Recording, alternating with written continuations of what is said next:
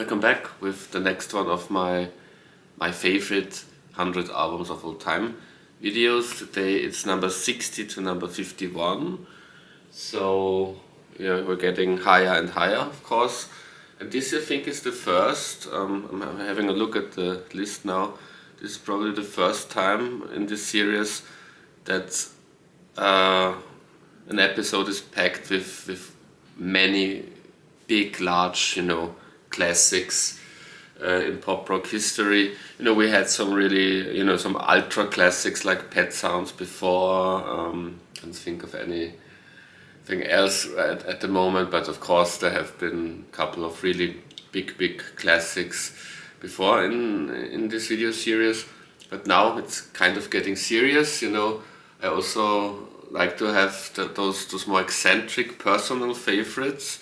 But number 60 to 51, for some reason, I'd say half of those 10 albums in this episode will be considered, critic darlings and often are in the top 10 or top 20 of such, best albums of all time lists. Like I said, I have a soft spot for my personal eccentric favorite albums. But sometimes those things overlap. Sometimes a personal favorite can also be a critic's darling album, and this leads us perfectly to number 60, which is The Velvet Underground and Nico by The Velvet Underground and Nico. I also have it on vinyl. Maybe just a quick look. Here's my wall of fame, as I call it, where I have some of my all-time favorite albums hanging on the wall, but these are not only my favorite albums, those are also some of my favorite album covers, because why hang them on the wall if you don't like the cover? This is of course an iconic cover, but also the content of the album itself, of course, is fantastic. To fix the camera. What a debut album, what a game changer. This is an album in early '67, it must have come out, that changed the at least countercultural landscape in a way. It wasn't a big mainstream success, but of course there's this old famous saying that not many people bought this album, but those who bought it, they started a band. That's not true. It sold lots of albums, especially throughout the years, because it's, like I said, it's one of those big classics, but wasn't a chart topper or anything of that kind, but very influential, and like I said, also a very good album, and my favorite Velvet. Oh, is it my favorite? I'm not sure. Maybe there will be one Velvet Underground album still coming, but I think this has to be my favorite Velvet Underground album, but we'll see. Maybe there's another one in the top 50. Number 59 is, like I said, this is the first episode in this series. I think this is the 6th video in this 10-part series. It's the first time we really have some really big holy cows and classics. This is from the year before, from 1966, Blonde on Blonde, Bob Dylan. What an album. First double album, or so they say, in pop rock history. Came out a couple of weeks before Frank Zappa's and the Mothers of Invention debut album Freak Out, which was in the last installment, which was which position did it have? It's according to the list, Freak Out was my number 66 and Blonde on Blonde 59. My favorite Bob Dylan song is on there. I once ranked my favorite Bob Dylan songs, and Sad Eyed Lady of the Lowlands came out as my number 1, but also many other fantastic songs like Stuck Inside of Mobile with the Memphis Blues again, I Want You, Just Like a Woman, the Beatles' Norwegian Wood Pastiche, fourth time around. There's much to adore on this classic album. Again, next a classic, this time a classic from the 90s. There aren't too many classics from the 90s that made it in my top 100, but this is my favorite Britpop, if there ever was such a thing as Britpop. It's more like a marketing term. But if you talk about the so-called Britpop, this is my favorite Britpop album, Pulp's 1995 masterpiece, Different Class. That's just an irresistible album filled with clever, witty, but also wise and moving lyrics, great hooks, the best hooks and choruses Jarvis and Pulp ever came up with. Fantastic production by Chris Thomas, my all-time favorite record producer, and you know, probably 5 of my 10 top 10 favorite Pulp songs are on there. My number 1 Pulp song of all time is Something Changed, but you know, Disco 2000, Common People, Misshapes, I Spy. It's packed with classics, and even the deep cuts. You know, even a track like Monday Morning or Bar Italia, I love them. This is really 12 tracks, perfection, kind of an album. Number 57 is Moondance. I think that's the 3rd or 2nd, depends on how you count it, solo album by Van Morrison. I think Van Morrison himself kind of dismisses his official debut album.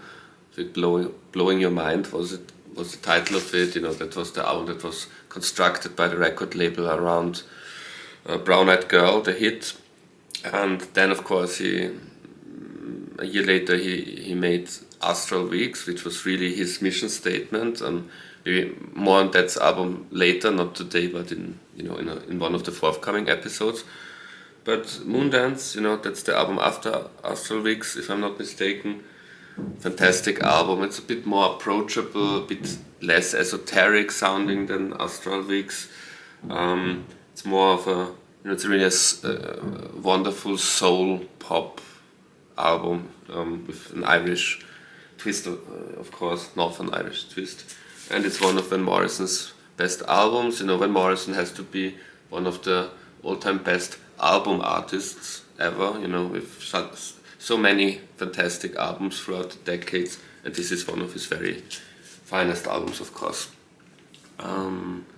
56, that's the first slightly controversial album. It's also a classic. It's also an album that, you know, every one of you will be familiar with, or at least with the hits from that album. But it's also an album that divides opinion amongst critics and even amongst fans of this artist. I always loved this album. It's one of my favorite albums by David Bowie, and it's Let's Dance, his big pop manifesto in a way. That's really when, you know, Roxy Music did it with Avalon around the same time, and Flesh and Blood even before that. You know, this flirt with, you know, when a glam rock artist started to flirt with early 80s sounds, with the new romantic movement and sophisti-pop. You know, sophisti-pop and new romantics that was influenced by those 70s glam rock artists, you know, Roxy Music, David Bowie, T-Rex, etc. And this is when finally David Bowie himself, you know, hopped on the trend and made a real, almost perfect pop album in the context of a David Bowie album. And I just love the hits, but not just the hits. You know, none of those 100 albums makes it on the list just on the basis of a couple of hits. This is, you know, really albums that I enjoy as albums, but you know, this is also one of those albums packed with hits as well. So, you know, the title track, China Girl, Cat People is one of my favorite pop David Bowie songs. I also love the movie by Paul Schrader. So, fantastic album by David Bowie. 55 is Discovery, last year's Discovery. You know, at the end of the year 2025, I did a video, my biggest discoveries, pop discoveries of 2025, and I didn't mean it as discoveries by contemporary artists, but in general, old and new artists. And Cockney Rebel, I only knew the hit Make Me Smile, Come Up and See Me, Make Me Smile, before I started getting into the albums last year. And the first album by Cockney Rebel I listened to was Psychomodo, and I immediately fell in love with the album and with the artists. But now I have all Cockney Rebel albums, and they're all brilliant. There's not a weak one I have listened to. But this remains my favorite, maybe because it was the first, you know, this was like my initiation to Cockney Rebel, and it's a fantastic album. I just talked about 70s glam rock when I talked about David Bowie. This is also one of those early 70s glam rock masterpieces. You know, if you like an album like Ziggy Stardust or For Your Pleasure by Roxy Music, you will also enjoy this. You know, Cockney Rebel or Steve Harley on this album sounds like a cross between Bob Dylan, Velvet Underground, all those groups we talked about in this video already, but also the Beatles. You know, Geoff Emerick produced that album, and it was produced at George Martin's studios in Oxford Street, Air Studios. So it breathes the Beatles spirit, but with a, for that time, contemporary early 70s glam rock tinge. And it's one of those magical albums. This is not like Let's Dance, an album where there are like 3 or 4 tracks that outshine the others. This is really an album, and yeah, what an album. Perfect. Number 54, again, it's on the wall. It's Marvin Gaye's What's Going On. Some call it, you know, according to some Rolling Stone best albums of all time list, this is the best, number 1 best album of all time. You can also show it to you on CD. It's not my number 1 favorite album of all time, but still I wasn't shocked or disgusted when I discovered that Rolling Stone list. You know, there was some controversy as always when those lists, those ridiculous lists, like my list is also ridiculous in the grand scheme of things. You know, pop music isn't about rankings or lists, it's about enjoying the music. But you know, you watch this video because you also have an affinity for these kinds of lists like I have. So I also always look at those Rolling Stone lists, and some people are really like, oh God, how could this be number 1 or this be number 2? And with What's Going On, that was one of those cases where there were lots of videos on YouTube by people saying, how can this be number 1? I have no problem with it being number 1. It's my number 54, which means I also think this is a, you know, fantastic 10 out of 10 masterpiece. Just not my number 1, but Marvin Gaye, fantastic artist. And this is, you know, like the previous album I said that Psychomodo, that it's a magical album. That's also a magical album, and even more, that's even a spiritual album. You know, this is magical and spiritual, kind of soul music, plus very political, of course. But yeah, wonderful album. Next one again is Van Morrison, but this time it's not a classic as big as what did we have, Moondance. This time it's more, I talked about this at the beginning, that sometimes I also have a tendency for my personal, more eccentric favorite albums. This you won't find in many people's top 5 favorite Van Morrison albums lists, but it's one of my all-time favorite Van Morrison albums. It's Into the Music. I don't know, is it from 1979 or 1980? It must be 79 or 80, at least that's what it sounds like. 1979. And one of my all-time favorite songs, not just by Van Morrison but of all time, is on there, which is The Healing Has Begun. And many fantastic. This is really a very soul, you know, Van Morrison often you would say this is a soul album or soulful album, but this is an album where he really goes all in with the soul feel. This is really like a Motown, like his tribute to 60s Motown music, but with a 1979 sound. You know, a song like Bright Side on the Road, it was really stomping, Motown-esque soul songs with fantastic performances, very energetic album, and I love it, of course. Into the Music. The next one I've forgotten. I'm seeing here I've forgotten. One second. The next one is one of those non-classics. I mean, it's kind of a classic, but it's again more the case like with an album like Let's Dance, that some people really love it and some don't. So it's more of a divisive album. It's one of my all-time favorite Rolling Stones albums. Tattoo You. I love this album, therefore I have several copies of it, different pressings. Also have the deluxe CD version with bonus tracks.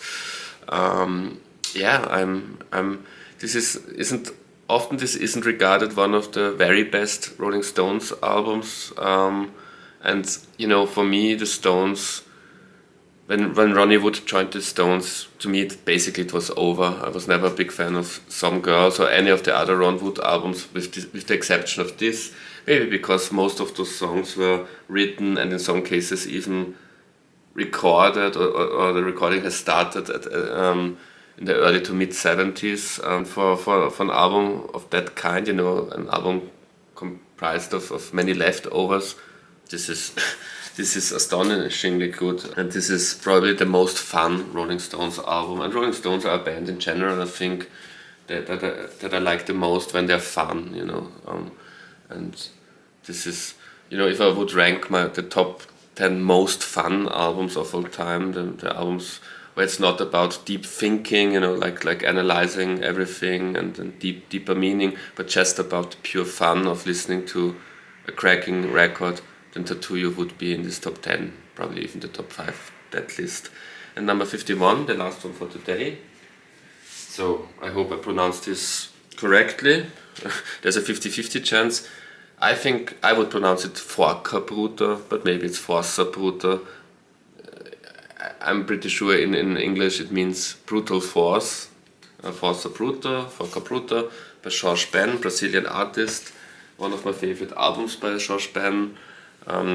Outside of Brazil or the Portuguese, Latin-speaking world, maybe one of the most underrated artists, especially songwriters of all time. I would say, I think he's one of the 5 best pop songwriters of all time.